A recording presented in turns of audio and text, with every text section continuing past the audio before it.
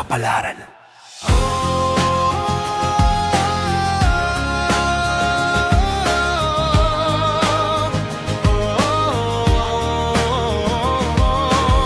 Unang bahagi, noong musmus pa't magkalaro sa loob ng malawak na bakuran. Masaya ang tawanan, walang alalahanin hanggang sa magbago ang takbo ng panahon. Lumayo ka sa kanya, ang utos ng ina. Laki sa hirap, walang maibibigay sa'yo. Ipinagbawal ang pagkakaibigan, pilit na pinaghiwalay ang dalawang puso. Ang kanyang ina ay tapat na kasambahay sa isang mayamang tahanan, siya'y naglilingkod.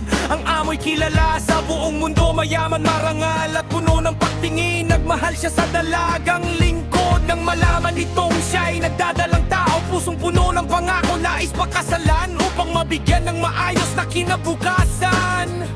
Ikalawang bahagi, ngunit lihim na tinutol ng ina ng amo. Ayaw magkaroon ng mababang kamag-anak.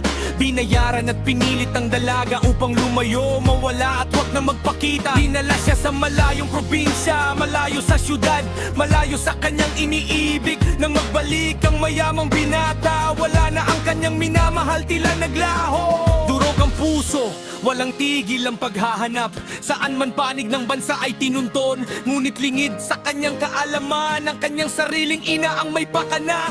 Sa liblib na lugar, isinilang ang bata, lumaking matatag, sanay sa hirap ng buhay. Hindi alam kung sino ang tunay na ama, tanging pagmamahal ng ina ang kanyang sandala.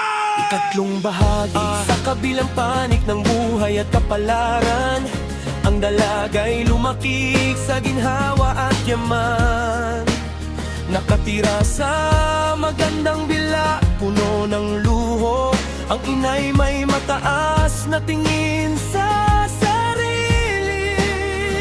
Hindi tumitingin sa mga mahihirap, naniniwalang ang yaman ng sukatan ng halaga. Noong 8 taong gulang pa lamang, dinala ang dalaga sa Amerika upang doon mag-aral at lumaki ng maayos, malayo sa dating tahanan at alaala. Lumipas ang maraming taon at panahon, ang binatay nagtrabaho, nagsikap ng mabuti. Ang ina naman ay bumalik sa dating trabaho, sa pila ng pamilya ng dalaga muling naglingkod.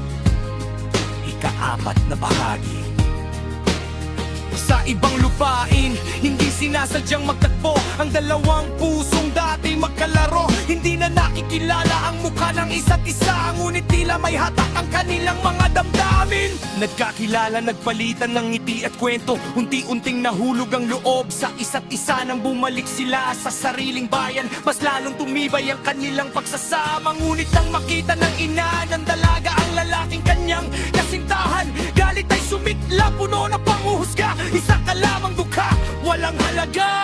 Walang pakikinig sa paliwanag o katotohanan. Ipinatawag ang mga tauhan upang bugbugin ang binatay na saktan, hindi lang sa katawan, kundi lalo sa panghuhusga ng taong hindi nakaalam. Ikalimang bahagi, sa gitna ng pangapi at pagdurusa, dumating ang isang lalaking may autoridad.